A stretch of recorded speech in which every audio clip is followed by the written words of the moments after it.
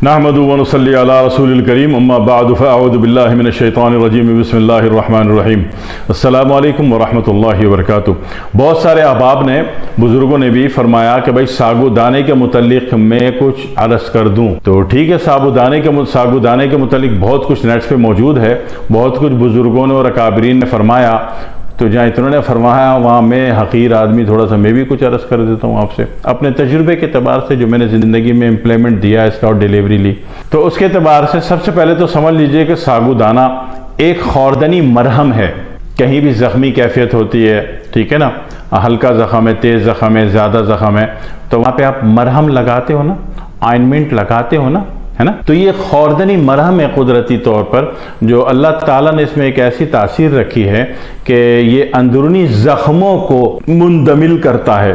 पहली बात कि ये दाखिली ज़ख्मों को मुंदमिल करता है। दूसरी बात इसकी क्या है कि जो CBC रिपोर्ट में आप 4 बातें देखते हो कि जनाब वाली, उसमें मेन तो 4 ही बातें देखते हो ना, बाकी तो उसके झैल में आती है ना, मेन बातें तो 4 हैं।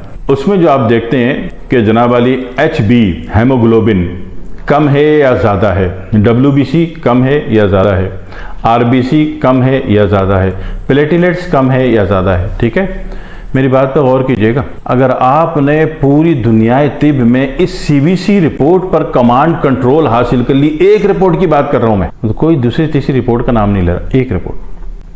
अगर इस पहली रिपोर्ट पर, ये सबसे बुनियादी रिपोर्ट है, सबसे पहली रिपोर्ट है, इस CBC रिपोर्ट्स पर आपने जनाब वाली कमांड कंट्रोल हासिल कर लिया तो यकीन कीजिए कि आप दुनिया के बड़े मुआलिजीन में ऑटोमेटिक आपकी एंट्री बन जाएगी कुदरती तौर पर। या आप नहीं कहेंगे कि मैं बड़ा मुआलिज हो गया, दुनिया कहेगी कि यार आपके हाथ में फ़न है, आपकी तिब में जादू है। ठीक है, ये जादू डिलीवर कब होगा? जब CBC रिपोर्ट पर कंट्रोल हासिल होगी।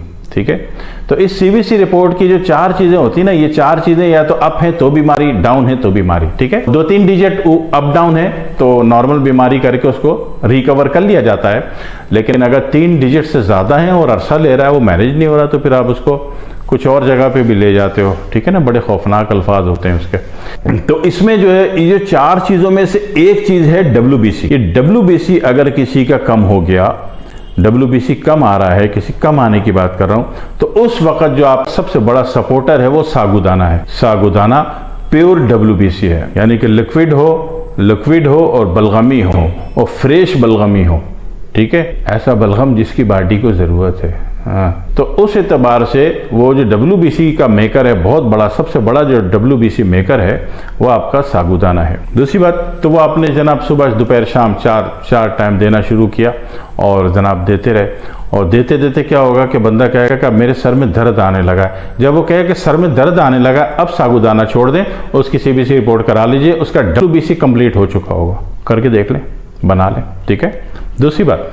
तीसरी बात ये है कि बॉडी में खुश्की बहुत ज़्यादा है। बंदा कहता है जनाब वाली मेरी तबीयत में खुश्की बहुत ज़्यादा है, मेरे जिस्म में खुश्की बहुत ज़्यादा है, मेरे दिल में गर्मी और जलन, दिल की गर्मी और दिल की जलन, हाँ जलन बहुत ज़्यादा दिल में। इसके बाद बंदा कहता है कि जनाब गुर्दे में गर्मी जलन ज़्यादा है, मसाने में गर्मी और जलन बहुत ज़्यादा है, जिगर में गर्मी और जलन। अच्छा, जिगर में जब गर्मी और जलन आएगी तो मे भी पॉसिबल कि आपकी आंखें भी येलो कलर की हो जाए। अगर बिलीरुबिन एक्सेस होगा तो जिगर वाला मसला ख़राब होगा तो आपकी आंखें पीली होंगी, और अगर आपका WBC या HB हेमोग्लोबिन एक्सेस में जा रहा होगा तो आंखें बिल्कुल सफ़ेद होंगी, ऐसी सफ़ेद नहीं जैसी होते हैं बल्कि मुर्दे जैसी सफ़ेद होंगी, यानी कि आंखों की जो साइड वाला वाइट एरिया इसमें चमक नहीं होगी।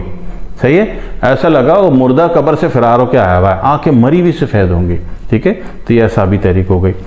3 रंग होते हैं ना आंखों के, पहला येलो आ गया, दूसरा वाइट आ गया असाबी तबार से, तीसरा रेड आएगा सुर्ख। अगर बवासीरी जहर एक्टिव है बंदे का तो उसको कहीं ना कहीं से खून आ रहा है, और अगर नहीं आ रहा तो फिर आने वाला है।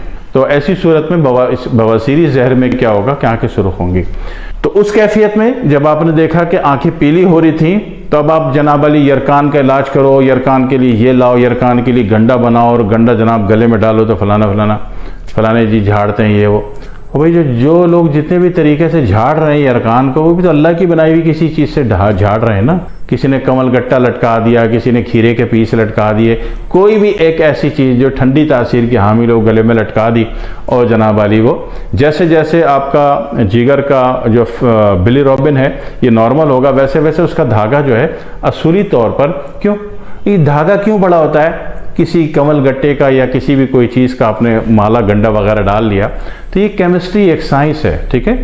तो बॉडी से टच होता है, और जैसे जैसे जनाब वाली ये नीचे गिरेगा, बिलीरुबिन नीचे गिरेगा, वैसे वैसे धागा कॉटन है, कॉटन आसाबी है, कॉटन आसाबी है, ठीक है। तो जैसे जैसे ये बिलीरुबिन सही होता जाएगा, नीचे आता जाएगा, कंट्रोल में औकात में आता जाएगा, वैसे वैसे धागा बड़ा होता जाएगा। तो ये एक असूली बात है। तो वो जो चीज़ें भी इस्तेमाल कर रहा है रूहानी मालिज आपका, तो वो भी अल्लाह ही की बनाई हुई चीज़ें हैं ना, वो घर से तो नहीं लाया। तो इसी तरह सागुदाने में जो सिफ़ात और तासीरें हैं, ये तासीर उसके अंदर अल्लाह नहीं डाली है ना, है ना। बात तो एक ही ना, कोई चीज़ बाहर से तो नहीं ला रहे हो। तो सागुदाने से भी बहुत जल्दी आपका बिलीरुबिन एक्सेस जो हुआ होता है वो गिरना शुरू हो जाता है, आपका यरकान ख़त्म हो जाता है, आपका जनाब यरकान वाला बुखार, जिगर की गर्मी का बुखार, जिगर की जलन वो ख़त्म हो जाती है।